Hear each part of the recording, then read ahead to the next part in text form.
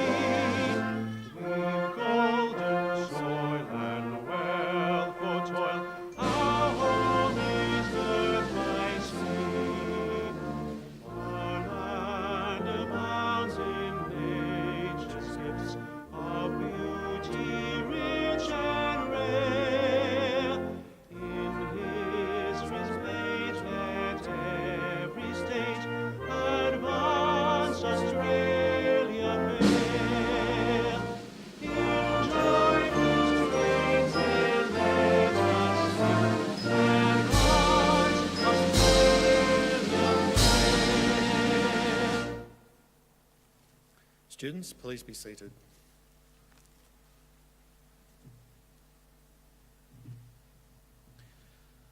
The Australian War Memorial was the vision of Charles Bean, Australia's First World War official historian. Bean landed with the Australian troops on Gallipoli and stayed with them at the front through to the end of the war. The idea of this national memorial and museum came to him at Pozières, France, in the depths of the bloody fighting of 1916. Bean's idea was that this would be a place where families and friends could mourn their loved ones buried in faraway places. It would also be a place that could help all Australians understand what these men and women had endured and what they had done for us. Bean's vision, to which we remain true, is best expressed as inscribed in the entrance to the memorial's galleries. Here is their spirit, in the heart of the land they loved, and here we guard the record which they themselves made. Tonight, we will read the story behind just one of those on the Roll of Honour, which lists the names of more than 102,000 men and women who have given their lives for us in war and operations for more than a century. But first, we present a lament, Flowers of the Forest. Wreaths or floral tributes will now be laid at the base of the pool of reflection.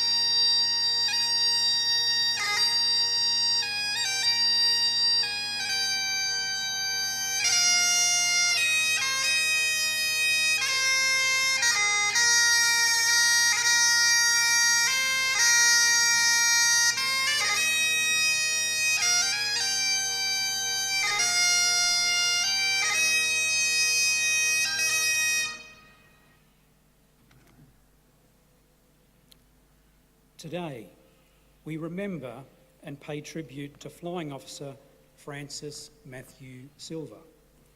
Francis Silva was born on the 26th of June 1922 in Liverpool, England, to Francis and Mary Silva. While he was still a boy, the Silva family moved to Bellevue Hill, a suburb of Sydney. Francis attended Marist Brothers College and St Gregory's College in Campbelltown. After leaving school, he worked briefly as a clerk in the New South Wales Department of Education. In August 1941, at the age of 19, Francis decided to join the war effort. He enlisted in the Royal Australian Air Force at No. 2 Recruiting Centre in Sydney. By early the next year, he was training at RAF Station Parkes in central New South Wales as part of the Empire Air Training Scheme. The Empire Air Training Scheme was an agreement between the British government and Commonwealth countries to boost the number of aircrew available in Britain. Silva trained as an air observer in Australia before earning his flying badge in March 1942. He sailed to England in August that year and continued his training at Royal Air Force Station Bournemouth, where he trained to become a navigator and passed a course in radio operation. In February 1943, Silva was posted to No. 456 Squadron RAF, which was part of Fighter Command. By this time, the squadron was flying twin-engined Mosquito planes, which fought in a number of roles, including night fighting using radar, daylight raids against German transport in France, and patrolling over the Bay of Biscay. Each Mosquito had an aircraft of two, a pilot and a navigator. Serving as a navigator, Silva was commissioned at the rank of pilot officer in mid-1943. In January 1944, he was promoted to the rank of flying officer. The squadron was based at Fairwood Common in South Wales. Early in 1944, the German bomber arm began what would be its final offensive strike against southern England, known as Operation Steinbock. To help defend against these raids, No. 456 Squadron was moved to a base at Ford, southeast of London. During one of these raids, on the night of 28 April 1944, Silva's Mosquito was scrambled in response to reports of enemy aircraft over the English Channel. His pilot was his good friend and long-time crew comrade, Flying Officer Robert Parlow, who was also from Sydney.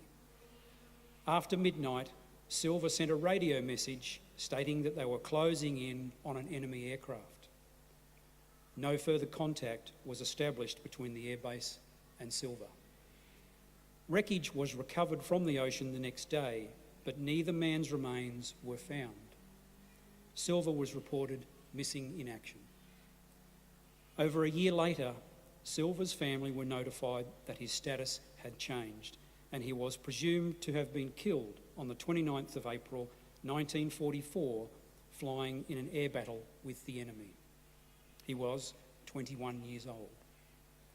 Francis Silva is commemorated at Runnymede Memorial in Surrey, England, alongside more than 20,000 Commonwealth airmen and women who lost their lives during the Second World War and have no known grave. Both Francis Silva and Robert Parlow are listed on the Roll of Honour on my left, amongst almost 40,000 Australians who died while serving in the Second World War. This is but one of the many stories of service and sacrifice told here at the Australian War Memorial. We now remember Flying Officer Francis Mathew Silva, who gave his life for us, for our freedoms, and in the hope of a better world.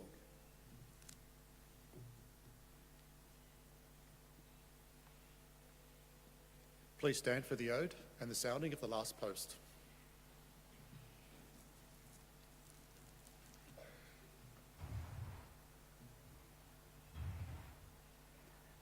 They shall grow not old, as we that are left grow old. Age shall not weary them, nor the years condemn. At the going down of the sun, and in the morning we will remember them. We'll remember them.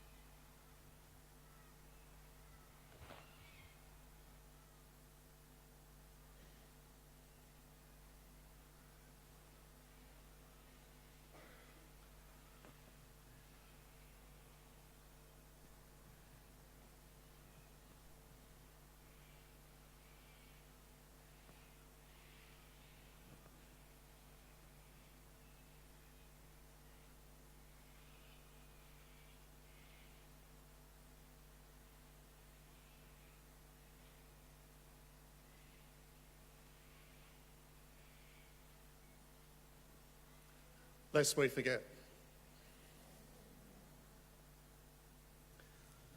We leave you this evening with the words of the memorial's founder, Charles Bean. Many a man lying out there at Poziere or in the low scrub at Gallipoli, with his poor, tired senses barely working through the fever of his brain, has thought in his last moments, well, it's over. But in Australia, they will be proud of this. Ladies and gentlemen, girls and boys, that concludes the last post ceremony. Thank you for visiting the Australian War Memorial, and we wish you all a very good evening.